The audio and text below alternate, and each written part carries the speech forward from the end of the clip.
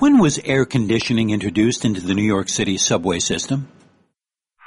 In 1970, after 15 years of failed attempts to cool the entire subway system, there were only 9% cars that were cool. Mayor John Lindsay made the very optimistic promise that the entire system would be cool by 1980. But unfortunately, the fiscal crisis of the 1970s made that impossible. By 1985, only 57% of the cars were cool. Today, 26 years later, all the subway cars are air-conditioned. I'm Nina Nazionale, a director of library operations at the New York Historical Society.